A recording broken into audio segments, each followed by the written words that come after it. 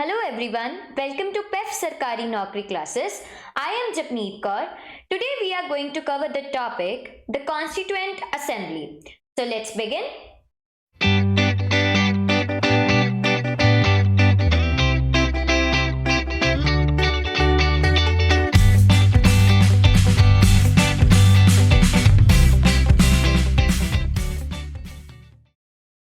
तो आज हम कॉन्स्टिट्यूएंट असेंबली के बारे में पढ़ेंगे, इसकी फॉर्मेशन के बारे में पढ़ेंगे कि कैसे कॉन्स्टिट्यूएंट असेंबली फॉर्म हुई, इसके फंक्शंस के बारे में पढ़ेंगे एंड रिलेटेड एस्पेक्ट्स। जो भी कॉन्स्टिट्यूएंट असेंबली के साथ रिलेटेड एस्पेक्ट्स हैं, जो भी सीरीज कनेक्टेड हैं, हम उसे लाइन बाय लाइन पढ़ते जाएंगे। ऑलराइट, तो चलिए स्टार्ट करते हैं। पहले है हमारे पास topic the making of constituent assembly. Constituent assembly बनी कैसे, alright, the reasons behind it, क्या सीरीज कनेक्ट हुई, सारा आपको यहाँ पे अपनी वीडियो में मिल जाएगा। तो चलिए देखते हैं। The Indian national Congress had officially for the first time demanded the constituent assembly in 1935। जो कहते हैं इंडियन नेशनल कांग्रेस ने for the first time constituent assembly की डिमांड की थी, वो कब थी? दैट इज 1935, कि हम अपना कॉन्स्टिट्यूशन बनाना चाहते हैं, एक सॉवरेन नेशन का कॉन्स्टिट्यूशन बनाना चाहते हैं। सो इंडियन नेशनल कांग्रेस ने आइडिया प्रोपाउंड किया कि हमें तो भाई अपनी कॉन्स्टिट्यूएंट असेंबली बनानी है इन 1935। सो माइंड दिस डेट कि कॉन्स्टिट्यूएंट असेंबली की डिमांड आईएनसी के द्वारा, इंडियन नेशनल कांग्रेस के द्वारा 1935 में की गई। Thereafter, however, the idea was originally of M.N. Roy. तो आइडिया किसका था कि हम कॉन्स्टिट्यूएंट असेंबली बनाएं? तो वो किसका था? M.N. Roy का। M.N. Roy के बारे में हमारे पास यहाँ पे कुछ डाटा है कि he was the founder of communist party of India. So if you are asked कि M.N. Roy ने कौन सी पार्टी फाइंड आउट की है, so that is communist party. 1935 में डिमांड की गई और डिमांड का आइडिया किसका था? That was of M.N. Roy. Thereafter, the British government accepted the demand in August of 1940. 1930 में डिमांड करने के बाद 1930 में कंसेक्यूटिवली हमने डिमांड की और जो एक्सेप्ट हुई कब हुई? 1940 में, in the August of 1940. So British government accepted the demand in 1940. Afterwards, the Cripps proposal on forming the constitution came out 1942, which was rejected by Muslim league. अब इस डिमांड को मद्देनजर रखते हुए 1940 में जब ब्रिटिश गवर्नमेंट ने एक्सेप्ट कर लिया तो उन्होंने क्रिप्स प्रपोजल दिया। It was a particular proposal कि हम क्या करेंगे कि इंडिया को टू ऑटोनॉमस स्टेट्स में बांट देंगे, ठीक है। पर मुस्लिम लीग जो थी उसने ये क्या कर दिया? आइडिया रिजेक्ट कर दिया, टोटली रिजेक्ट कर दिया। अब 1935 में डिमांड उठी, 1940 में एक्सेप्ट हुई, 1942 में क्रिप्स प्रपोजल आया, 1942 में क्रिप्स प्रपोजल आया, पर वो मुस्लिम लीग द्वारा रिजेक्ट कर दिया गया। चलिए देखते हैं। Subsequently the constituent assembly came into existence in November 1946 under the cabinet mission plan. अब क्रिप्स प्रपोजल तो रिजेक्ट हो गया, तो 1946 में, नवंबर 1946 में कैबिनेट मिशन प्लान आता है। ब्रिटिशर्स के द्वारा प्रपोज किया गया एक प्लान, कैबिनेट मिशन प्लान, जिसमें क्या हुई? कॉन्स्टिट्यूएंट असेंबली फॉर्म हुई या एग्जिस्ट की। तो constituent assembly was made in November 1946। तो 1946 में जो है कॉन्स्टिट्यूएंट असेंबली बन गई अंडर कैबिनेट मिशन प्लान। किस प्लान के अंडर बन गई? Not Cripps plan. Cripps plan जो था वो रिजेक्ट कर दिया गया था, तो it was formed under cabinet mission plan. Alright, इस कैबिनेट मिशन प्लान की अगर हम बात करें तो कैबिनेट मिशन प्लान में मेनली 3 ब्रिटिश जो थे कैबिनेट मेंबर्स थे, जिनका नाम था पैथिक लॉरेंस,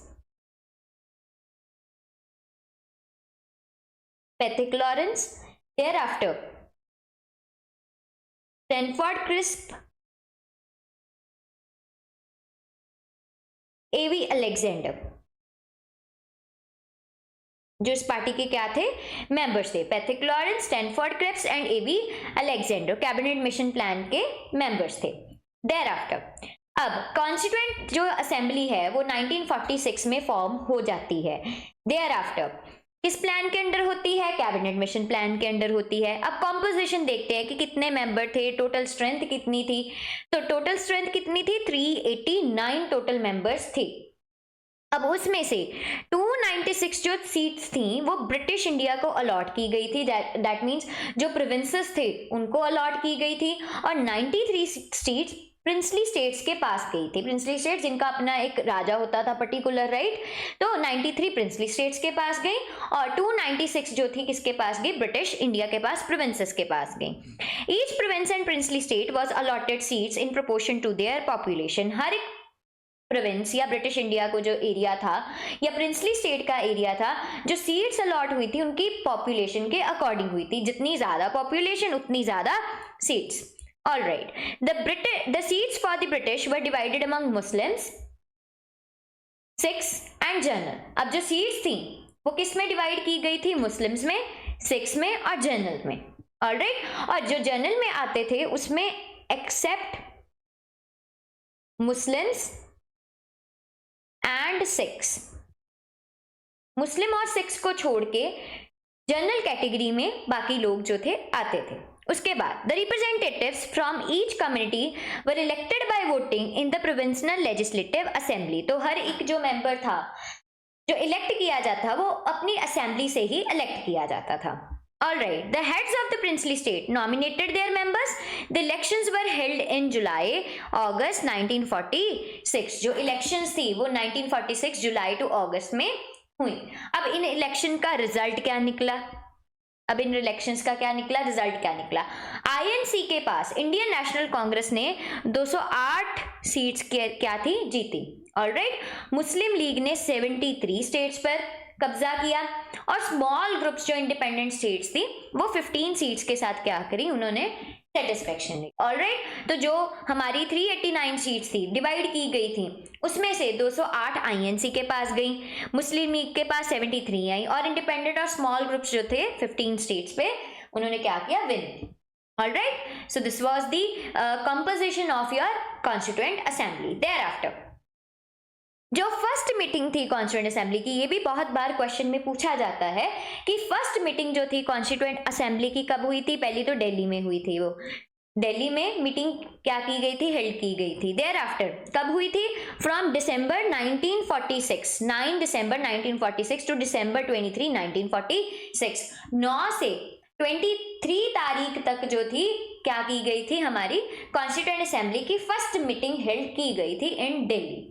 ऑलराइट, जिसमें से 211 मेंबर्स ने ही मीटिंग अटेंड की थी, और मुस्लिम लीग ने से क्या किया था? बाइकॉट किया था। मुस्लिम लीग के मेंबर्स जो थे इस मीटिंग में नहीं थे, उन्होंने इस मीटिंग को बाइकॉट कर दिया, मना कर दिया कि हम इसको अटेंड नहीं करेंगे।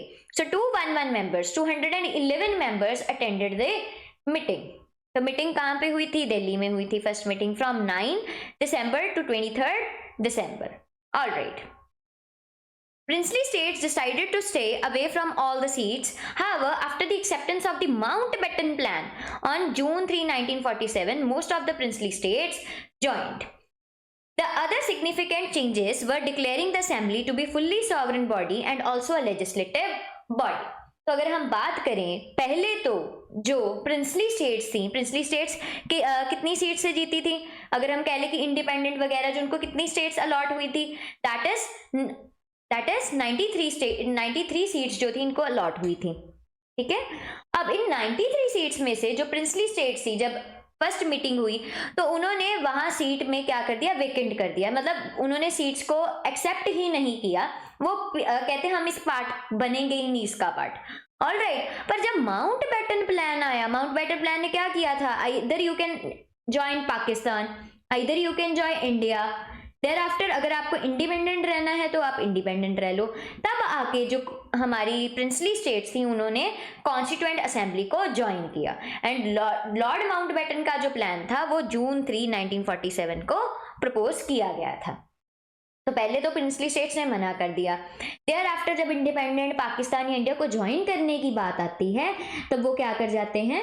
मान जाते हैं कि चलो हम we are the part of constituent assembly.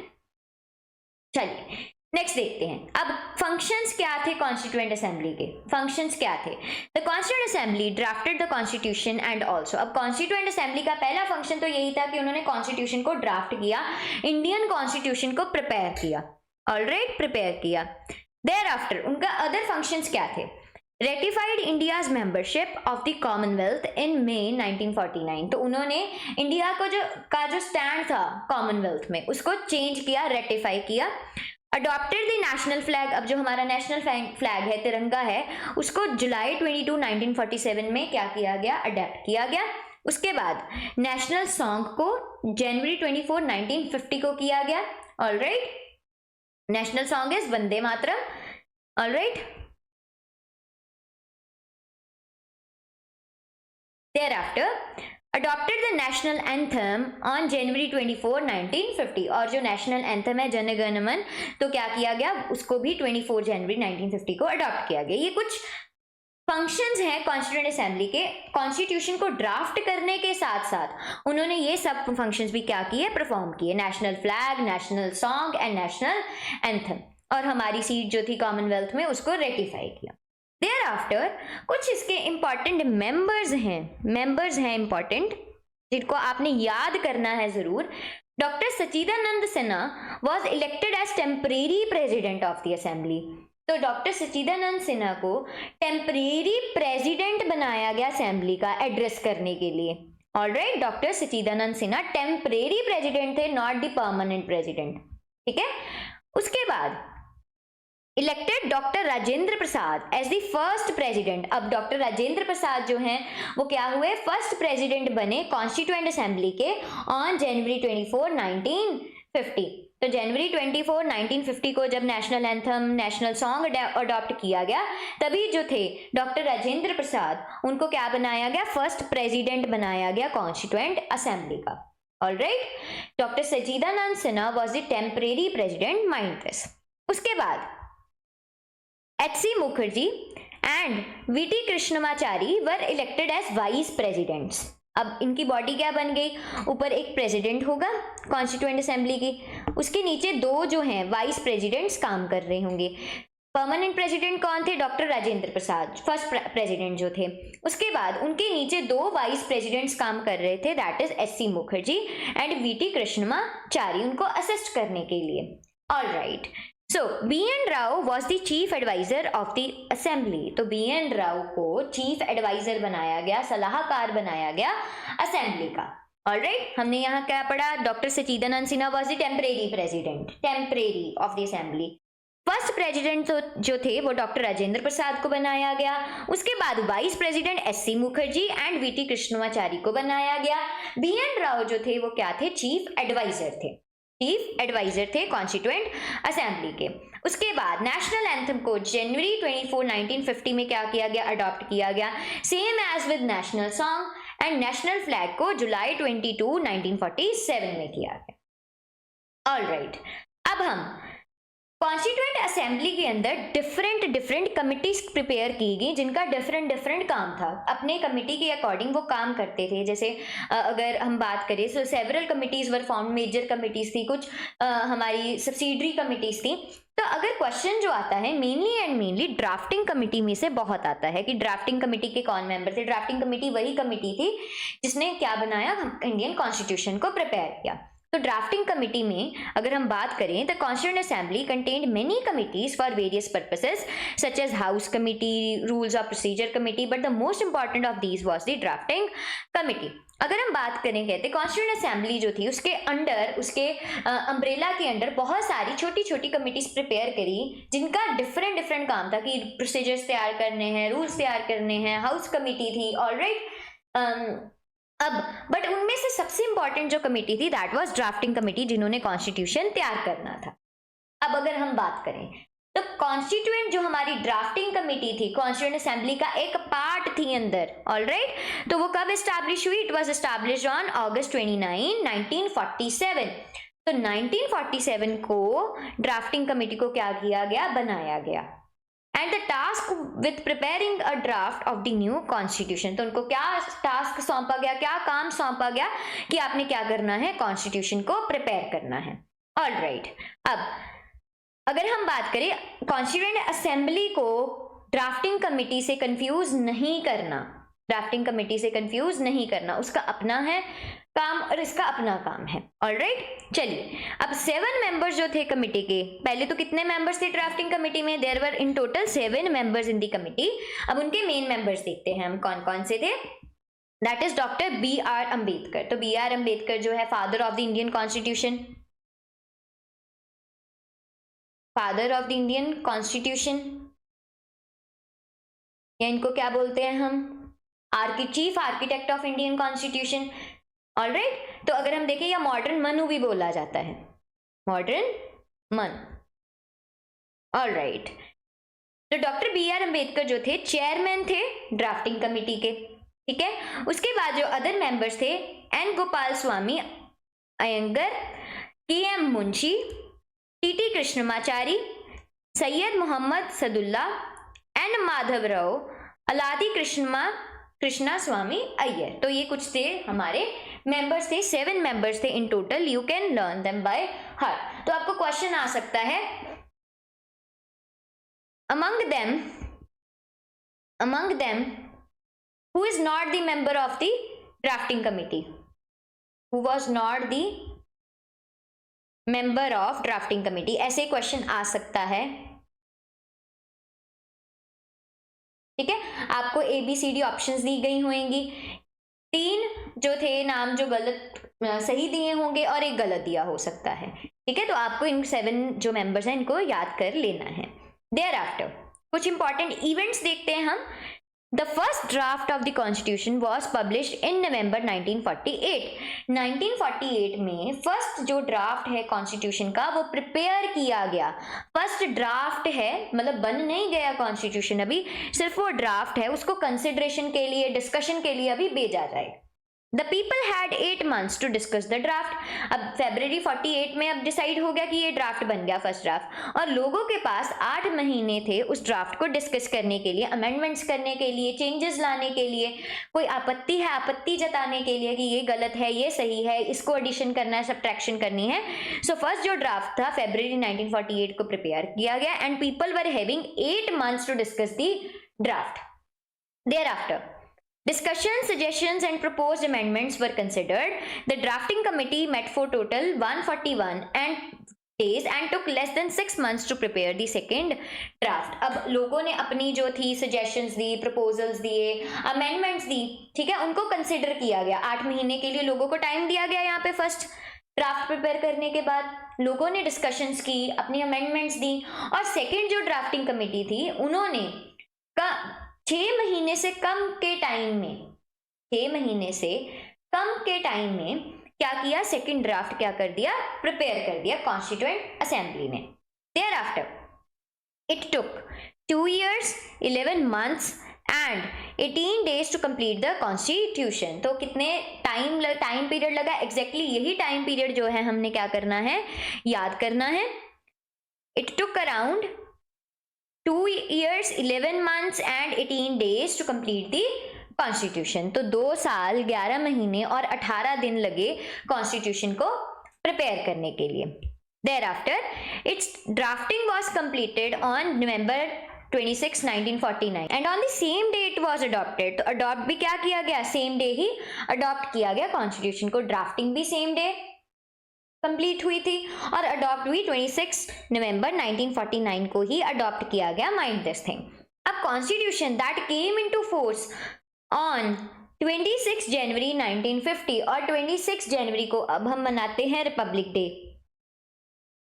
ठीक है। तो इसी दिन जो था कॉन्स्टिट्यूशन केम इनटू फोर्स। अब बन के तैयार नवंबर में हुआ है, अडॉप्ट भी कर लिया, तो केम इनटू फोर्स लागू क्यों किया गया 26 जनवरी को, क्योंकि इस दिन जो था कुछ ऐतिहासिक डे था कि इन 1929 जो था लाहौर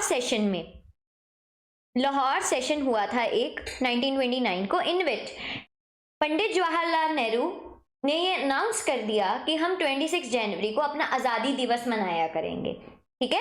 पर हमें आज़ादी मिली 15 अगस्त को, राइट। पर यहाँ पे स्वराज की मांग पहली बार की गई ऑन जनवरी 26। तो इसलिए इस डे को माइंड में रखने के लिए या इस डे को एज प्रॉपर डे सेलिब्रेट करने के लिए 26 जनवरी को हमने कॉन्स्टिट्यूशन को लागू करवा दिया, तो जिसे हम आज रिपब्लिक डे मनाते हैं। देयर आफ्टर बना कॉन्स्टिट्यूशन, ड्राफ्ट हुआ नवंबर 26 को, अडॉप्ट भी किया गया 26 को, नवंबर 26 को, बट जो था it came into force on January 26, 1950। Thereafter अगर हम बात करें तो नेक्स्ट है, इट कंटेंट 395 आर्टिकल्स। तो जब ओरिजिनली कॉन्स्टिट्यूशन बना था, it included 395 articles and 8 schedules. तो 395 आर्टिकल्स थे और उसमें से क्या थे, 8 शेड्यूल्स थे। Thereafter अगर हम बात करें तो the total number of sessions held by the constituent assembly is 12। अब 11 और 12 में बहुत बार कंफ्यूजन क्रिएट की जाती है। कई बार जो आपके ऑप्शंस होंगे क्वेश्चन में कि टोटल असेंबलीज कितनी हेल्ड की गई, कितनी मीटिंग्स हुई, कई बार आपको एग्जामिनर 11 भी देगा ऑप्शन में या 12 भी हो सकता है। अब इसका रीजन ये है, सिंपल रीजन ये है क्योंकि 12th जो सेशन था, जो लास्ट सेशन था 12th वाला, वो 24 जनवरी को हेल्ड किया गया था, 24 जनवरी को, ताकि जो मेंबर्स हैं कॉन्स्टिट्यूएंट असेंबली के वो अपने सिग्नेचर्स दे पाएं कॉन्स्टिट्यूशन पे। तो जो 12th सेशन है, it includes a signature appended ceremony, right. Signature को जो था अप्रूव किया गया, सिग्नेचर्स दिए मेंबर्स ने अपने 24 जनवरी को। ये 12th सेशन था। कई बार एग्जामिनर 11 भी डाल देता है, कई बार 12 डाल देता है। अगर आप ऑप्शन में 12 देखो तो you should tick on 12 session, right. 12 session पे हमने टिक करना है। अगर 11 है तो 11 कर सकते हो। तो ऐसे ही आप सीरीज को कनेक्ट करके कॉन्स्टिट्यूएंट असेंबली के इंपॉर्टेंट इवेंट्स को लर्न कर सकते हो। तो this is all about the constituent assembly. Thank you.